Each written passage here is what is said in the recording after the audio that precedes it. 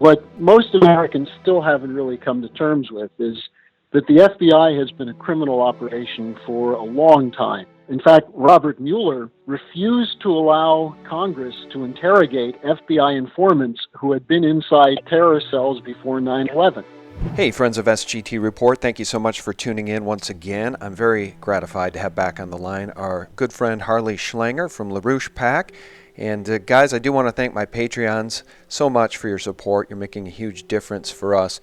As again, YouTube is really starting to clamp down, Harley, on real news as it relates to this Vegas shooting. I want to talk just a little bit about that, but first, welcome. How are you, Harley? I'm good, and I'm not surprised they're going after YouTube because they're going after everything else. Yeah, they sure are. And I just want to say this. I don't know if you've been following the Vegas shooting, but I think that what happened in Las Vegas is now as big a cover-up and is as dangerous to the deep state in exposing the shadow government as 9/11, because you have multiple witnesses. You can't brainwash everybody, Harley. If you've watched any of these press conferences with Sheriff Lombardo, standing right over his shoulder is the former section chief of counterintelligence at the FBI, Aaron C. Rouse. Almost like Darth Vader is standing over this guy's shoulder, always staring right at him. It is the scariest, weirdest thing. I think this is the biggest display of the deep state that we've ever seen, because as I said, everybody that endured what happened in Las Vegas is saying and believes there were multiple shooters. It wasn't that, okay, let's all leave and now it's okay. No, we all started running and they came in. That's why there's no humanly possible way that guy, that was the only shooter. We have an active shooter. We have an active shooter inside the warehouse. Control, be advised. Shots are coming from gate 7. Gate 7. Shots are coming from gate 7. We're getting from civilians saying that there might have been 3 shooters. It sounds like it's confirmed there are at least 2 shooters with fully automatic weapons. And the FBI says, nope, there was only one shooter and he's dead. And people aren't buying it. I think this is just a huge, huge story, and it's not going away. I think the important thing of what you just reported is the role of the FBI, because what most Americans still haven't really come to terms with is that the FBI has been a criminal operation for a long time. You go back to Charlottesville, for example, and the FBI was on both sides provoking the violence. The FBI works with people like Soros and the Antifa. The FBI has so-called informants inside Islamic terrorist cells. In fact, Robert Mueller refused to allow Congress to interrogate FBI informants who had been inside terror cells before 9/11. So the FBI is a criminal operation, part of the so-called deep state, and this has been the biggest problem we have in breaking away from the old paradigm, is the fact that you still have this police state overseeing everything of importance. Yeah, it's the corporate government at this point. I've really come to the conclusion that the United States is a corporation run by the shadow government, and yes, there is a constitutional form of government, but that constitutional form of government and the justice system is constantly usurped by the deep state, by the shadow government. And now that is just, it's in the wide open for all to see. And, you mentioned the FBI's role in 9/11.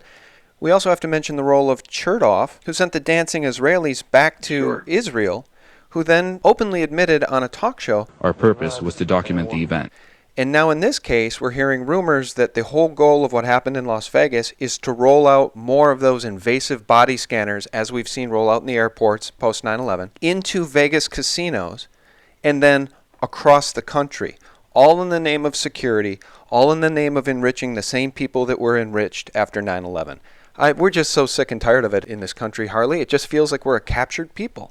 This is where we just put out a dossier on who is Robert Mueller, which I think is really important. And if your listeners are interested, they should go to the LaRouchePAC.com to get a hold of this. Mueller, and I don't know if I've talked to you about this before, Sean, but Mueller was the chief operative in the Get LaRouche task force in the 1980s. That is when LaRouche was tasked by Ronald Reagan and his national security advisor, Judge William Clark, to meet with the Russians to discuss sharing the technology for what became the Strategic Defense Initiative. There were people like Henry Kissinger, George Herbert Walker Bush, the Kennedy machine in the Democratic Party, that went crazy and demanded a full investigation of LaRouche. The FBI was approached by British intelligence and told that they have to demonstrate that LaRouche is a Russian agent. And the person who took over that case was the counterintelligence chief of the FBI. He turned it over to William Weld, and Weld's assistant was Robert Mueller. And Mueller handled the prosecution of LaRouche that was thrown out of court in Boston in 1988. The judge declared it a fraud against the court. They brought it to Alexandria, Virginia, and that's where they were able to convict LaRouche. Now, the reason I bring this up is Mueller is not a Johnny-come-lately. He's been in this for years. And look at what they said about LaRouche in the 80s. He's a Russian agent. He's trying to influence Ronald Reagan, of all people, on behalf of the Soviet Union. So this is Mueller's expertise. This plus police state operations. Remember, he became FBI director just after 9/11. He was there with the whole establishment of the metadata collection, the surveillance state, and so on, which he lied about repeatedly. And now what's his job? It's to throw out Trump, or minimally to tie Trump down so that the neocons inside his administration, the Zionist Saudi operatives running around inside his administration, can throw him off course so he can't do what he was elected to do, what he said he was going to do. So I think this is a really important thing to look at Mueller, look at his history, and realize that this is a guy, when we say deep state, we're talking about foreign intelligence. This is the British intelligence operations that had a big impact on Bush Jr. and Obama through Tony Blair and then others inside the regime change wars that were carried out that Trump was elected to stop. You know, you're right over the target as usual, and you sparked a thought here. I started the call by saying that Aaron C. Rouse was the former section chief of counterintelligence at FBI headquarters. Yeah. A year ago, he was placed in power as the special agent overseeing Las Vegas for whatever reason. I'm not saying this was planned a year ago, but who knows.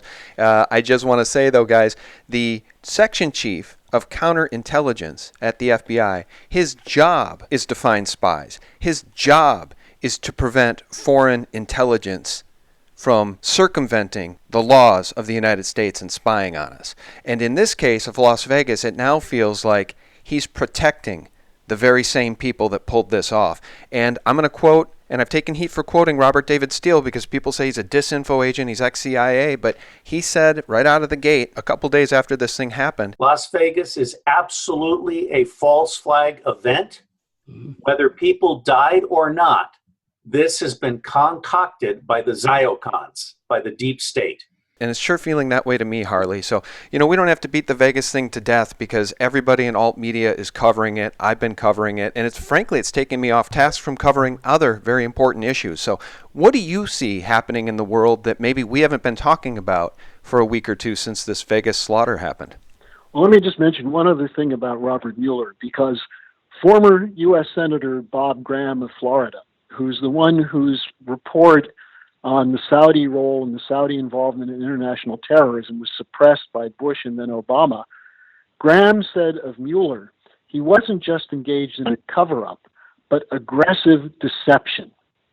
And when you have the FBI director accused of aggressive deception, and then he's brought in to protect Comey, Brennan, Clapper, and the other lying, immoral criminals from our intelligence community under Obama and before, then you know that this is what you're dealing with, a criminal operation that's out to overturn the wishes of the American people as expressed through an election. Now, I'll just mention a couple things off the top, and we can discuss them, because I know these are things that you're quite concerned about also. Trump is supposed to go to Asia at the beginning of November. Now, one of the bright spots of his administration was his initial opening to Putin, which they did everything to shatter. And secondly, his personal rapport with President Xi Jinping of China. And particularly the possibility that the United States could break out of our continuing funny money depression by joining with China in major infrastructure projects. So as he is preparing for this trip to China and Asia, what do we see going on? Well, the Vegas thing is one thing.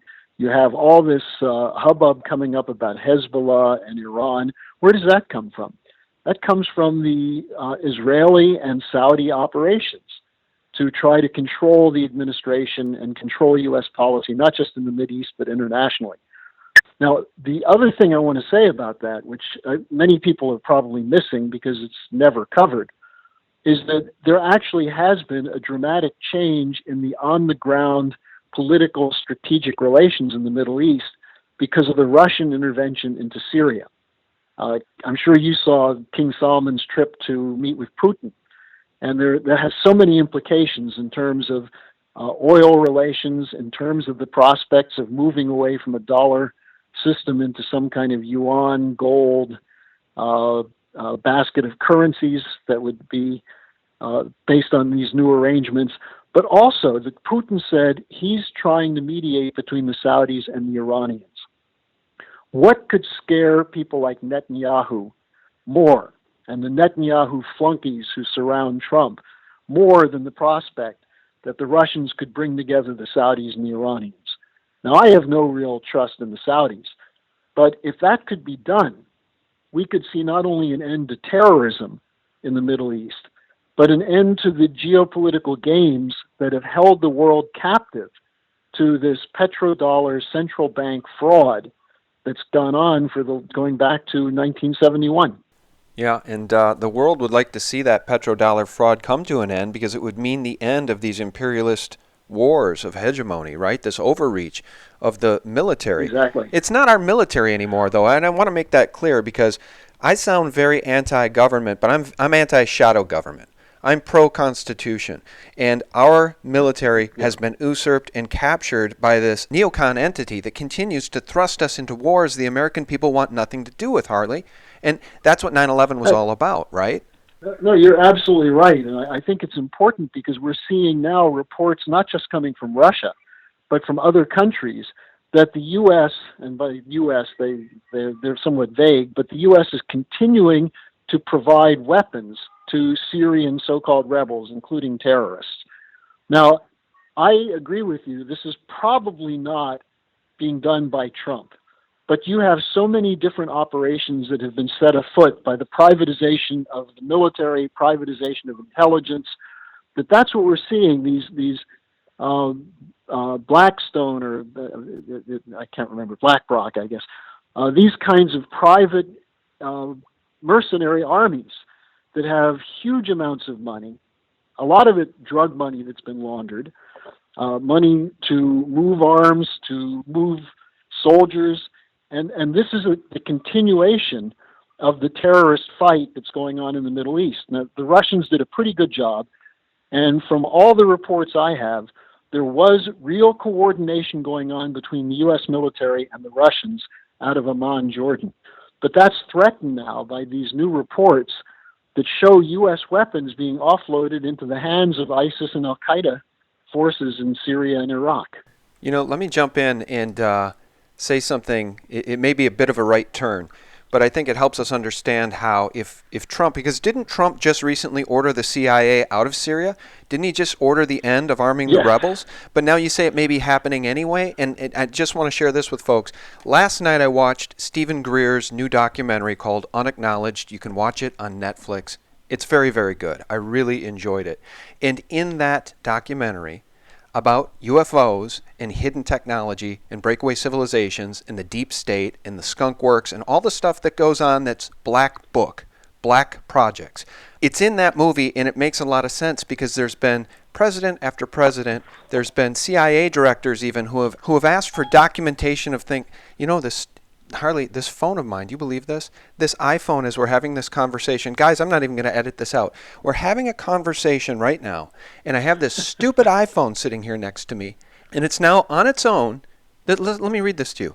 This is my iPhone saying, here's what I found on the web, for it's very, very good. I really enjoyed it in that documentary about UFOs and hidden technology and breakaway civilizations. My phone is recording me. See, this is the problem, Harley. This is the problem. We are all under surveillance, whether we like it or not. Every word we say is being recorded. But the point I was trying to make is that in that documentary, it becomes very, very clear that there is amazing technology that a breakaway deep state form, a skunk works, secret shadow government, has incredible technology that it's using that it's not releasing to the people. And I just want to share this. It was in the documentary about Ben Rich, the former head of Lockheed Skunk Works, who said, whatever you can imagine we can already do, we have the technology to take ET home. What I just realized the other day from a reader who sent this to me is that the president and chief executive officer of the Rand Corporation is Michael Rich, Ben Rich's son. So the point I'm trying to make here is the deep state is a familial thing. The Bush family, the Dulles brothers, the Riches, all of this stuff, this shadow government, this deep state, is familial. It's families. It's power unseen, behind the scenes. And I know that was a long way to get back to Syria, but if they're arming the Syrian rebels, there's not a damn thing Trump can do to stop it, because the deep state, the shadow government, they do what they want, and they're above the law. The CIA is above the law. That's the problem. Well, and that's why the fight. That's why the fight for national sovereignty and economic sovereignty is so important, because everything you've just reported is underwritten by the central banks and their creation of funny money, their elimination of all regulation, and the opening of dirty money, whether it's money that comes from gun trading, drug trading, prostitution, or how much of the quantitative easing money may have ended up in the hands of these mercenary forces. So we're dealing with a criminal operation that is diametrically opposed to the idea of functioning nation states. That's why, look, anything else you might want to say about Saddam Hussein, he was trying to keep his nation together. Gaddafi was trying to keep his nation together. So was Assad. So is Putin. So is Xi Jinping. Who are the countries that the United States and the deep state support? Countries that are willing to sign away their sovereignty. What we're seeing in Europe now, Sean, and this is very interesting, is the continuing dynamic of rebellion against the establishment elites. The vote in Germany, the AfD is we still don't really know exactly who they are and what they're going to do, but the people who voted for them voted against the existing parties. Merkel's party had its lowest vote total since 1949, and the Social Democrats, who have been in coalition with Merkel, had their lowest vote total since the 1880s. You know what that means? That means people in Germany don't like their government one bit.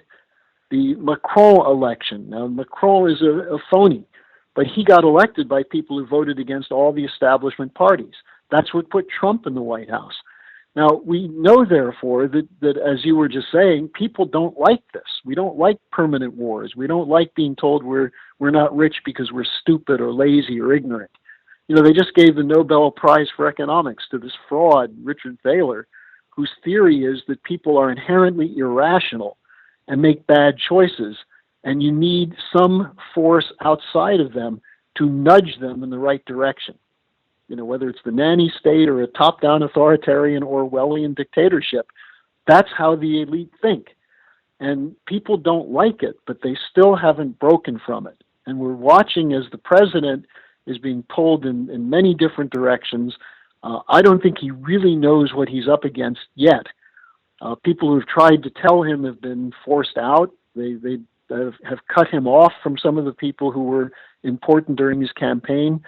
And I think it's now up to the American people to not just express our contempt for these elites, but to demand that the United States join with those forces in the world that are opposing this deep state. And that's what the Chinese Silk Road is. You know, people could say all they want about one-party government in China and dictatorship. And what are we talking about in the United States?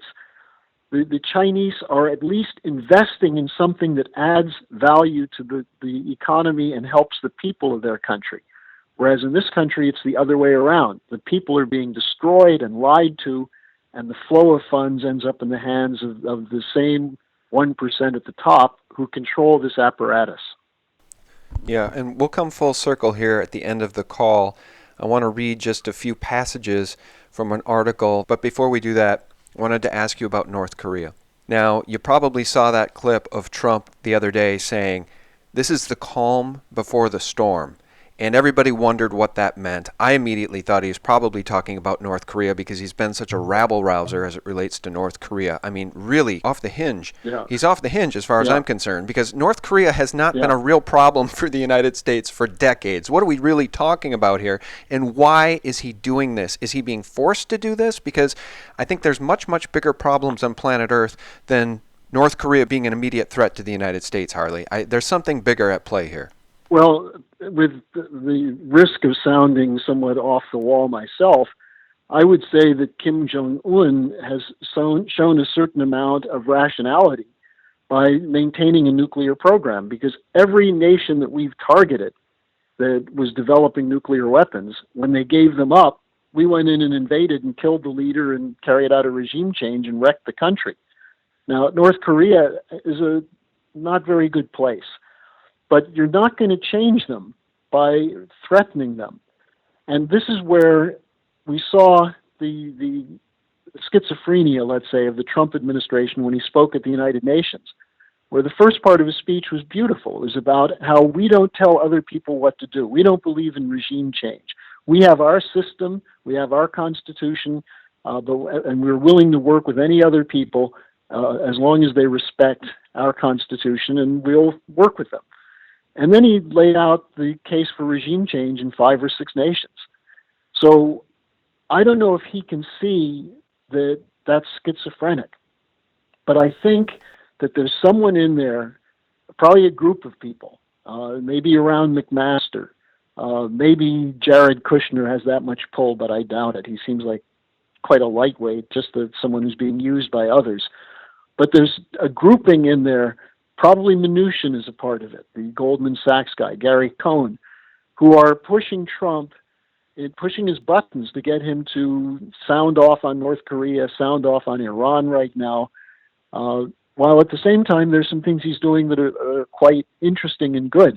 Let me just mention one of them, not to defend Trump, but to give people a sense that there's a schizophrenia involved here. When he was in Puerto Rico and he said, we're going to have to write off Puerto Rico's debt, he was right on 2 counts. 1, they'll never be able to pay it back. But 2, he wasn't just talking about Puerto Rico. You know, it's not Puerto Rico's $72 billion debt that threatens the world financial system. It's the tens of trillions of dollars of non-financial debt, of the debt of students, of car loans, of housing loans that can't be repaid, of bond markets. And then the hundreds of trillions of derivative obligations that banks are carrying on their books. When Trump said that debt may not be paid, we can't pay it, this scared the hell out of the deep state. And now we see the whole Iran situation blowing up. The question of, is Hezbollah planning terrorism in the United States? So I think I would characterize it as an administration that has schizophrenic tendencies that are being pushed and manipulated from both the outside and within. Well, can you think imagine? That's why. Yeah. Go ahead. I was saying that's why we had Russiagate, because do they really think? Does the CIA really think that Vladimir Putin spent $60,000 on Facebook ads and that won the election for Trump? No. That Trump was colluding with the Russians? Of course not. No. What they're upset about is the break away from the deep state and the geopolitical doctrine that's dominated the world since at least 1971. And that's what's causing Trump to be schizophrenic. Yeah, I mean, can you imagine being in his shoes? It'd be a little bit like Sheriff Lombardo, if we can assume he is an honest sheriff, who finds himself in Las Vegas in this situation where none of the evidence is adding up to support the official story. And he's got to go and do press conferences with Aaron C. Rouse breathing down his back, literally staring at him as if to say, stay on script or you're a dead man. I mean, literally, if you look at Aaron C. Rouse staring at this sheriff as he tries to report on the latest changing timeline, which is a huge, huge problem that the timeline keeps changing. And then there's another agent behind Aaron C. Rouse who says when a reporter asks about the shooter's car, the other agent whispers, don't go there. Twice, don't go there. I'm sorry? Was the car planned for him to escape? So there might have been evidence. Don't ask me to make assumptions. I mean, Yeah. literally, they are interfering with justice. It's a parallel to what Trump must be feeling in the White House, surrounded by snakes, surrounded by deep state at the Pentagon, at the CIA. It has to be very, very unsettling, and it would make even the most normal of us feel schizophrenic. Well, and in the financial community as well, where every time Trump says something about going back towards Glass-Steagall, or when he talks about working with the Chinese, there are 25 articles that come up saying that this is for his own hotel business, or that he's a corrupt guy, or he can't think an idea through. So we're dealing with, in a sense, I brought up Orwell earlier. I've just been doing some research on George Orwell, and you have this idea of an Orwellian state where you rewrite the past to control the future. And this is what we're seeing happening. What do you think Mueller's investigating? There's nothing to find on Russia. So as Senators Burr and Warner admitted the other day, they said we've interrogated hundreds of people, gone through thousands of pages of documents, and so far we've found nothing to indicate Russian meddling. However, our intelligence community said it happened, so we've got to keep looking. Well, no, they don't. They should call the intelligence community people in there and start going through how often they've lied to the American people, lied to the Congress. The problem is the Congress is largely bought by the same networks. Now, what really frightens them is what we saw in Alabama. And I'm not saying that Roy Moore is the solution, but Luther Strange was not the solution. He was a McConnell guy, and he was voted out. Now Corker's stepping down. You have a whole bunch of these people who are beginning to realize that the American people don't like them, don't trust them, won't go along with them anymore. And we've got to take that raw potential and educate it. You know, programs like yours and a handful of other blogs that actually get into real economic thinking. We've got to go out and get a core group in the United States to understand what real physical economy is. And if you take the power away from the people who print the money, take the power away from the Federal Reserve, from the Bank of England, from the European Central Bank, and put it into the hands of government that's controlled by people, not corporations, then the deep state will be starved and strangled. For those people who think the deep state is permanent and will never be defeated, you haven't been paying attention. They're extremely weak, but their strength is that the American people don't believe they can be defeated. Well, I hope you're right, Harley. I really, truly do. And one of the ways that I would see that you may be right about the deep state being weak is that, again, it's like the wizard in The Wizard of Oz has all the power until you pull that curtain back and you realize who he really is. And the deep state does not like being exposed. And I think Vegas is exposing them, just like 9/11 exposed them. And now we'll come full circle because I do want your thoughts on this. From Russia Insider. And the title of their article was China and Russia have a plan to dethrone the dollar. If they succeed, most of the world will rejoice.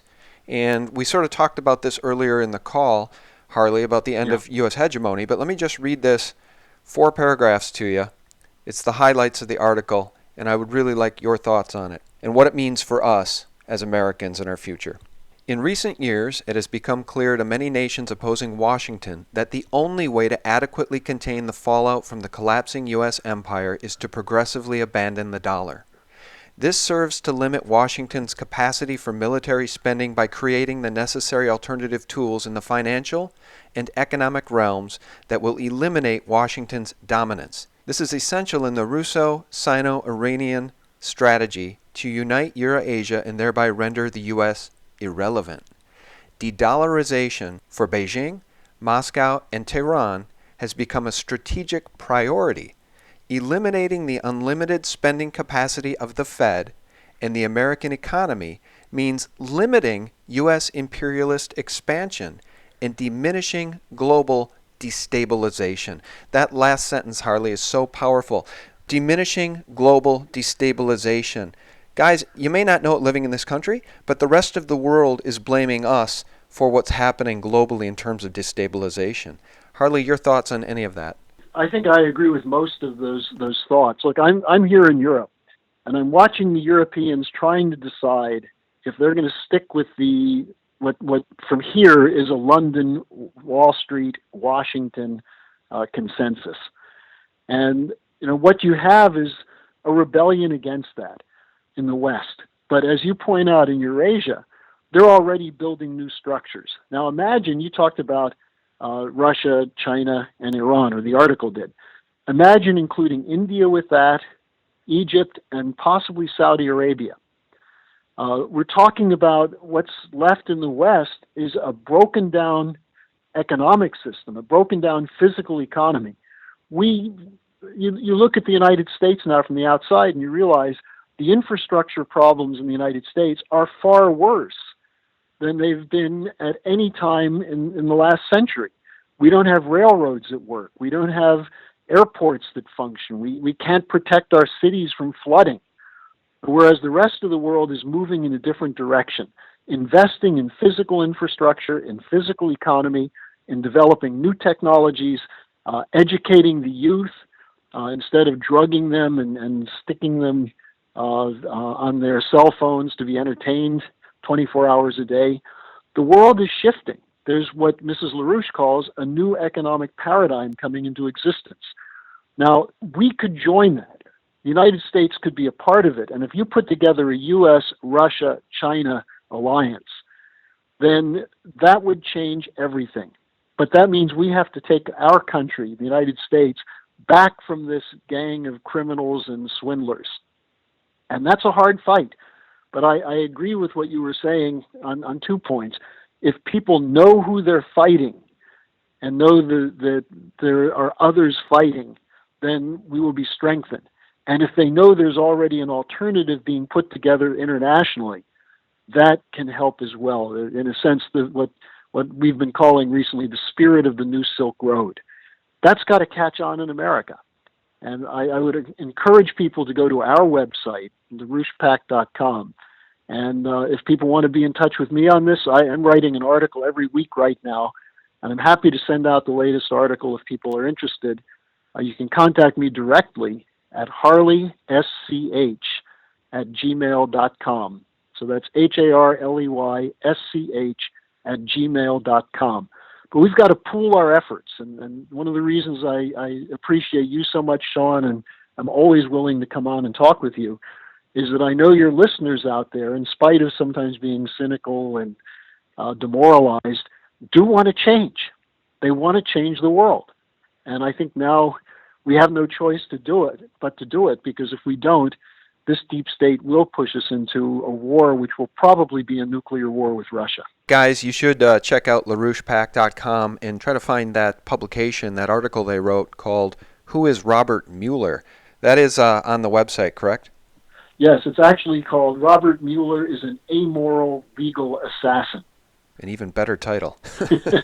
I love you guys over there at LaRouche. You don't mince words, and you are laying out a roadmap for America and for Trump. If he could shake off the deep state, there is a way out of this. There is a way out of this. There's a way to listen. He should listen to the SGT report. No, he should listen to you guys and read. He should probably meet with LaRouche. And I do find it fascinating that Robert Mueller was behind the strategy to put LaRouche in prison. How many other good men have gone to prison that didn't belong there? Peter Schiff's dad, same story, and then he died in prison. I'll tell you, at this point in human history, at least in American history, it's pretty clear that these for-profit prisons, Harley, they're not meant for people like Hillary Clinton. They're meant for the enemies of people like Hillary Clinton. Exactly. All right. Yep. All right, guys. Harley, thank you so much for your time. It's just always a pleasure to talk with you. And when we end the call here, stay on so we can get you scheduled again. Thank you so much. Okay. Thank you, Sean. All right. And guys, thank you so much for your support. Again, a special thanks to my patrons over at Patreon/SGT Report. You're really, truly making a huge impact for us. I want to thank you so much for that. And a special thanks to our sponsor, SD Bullion.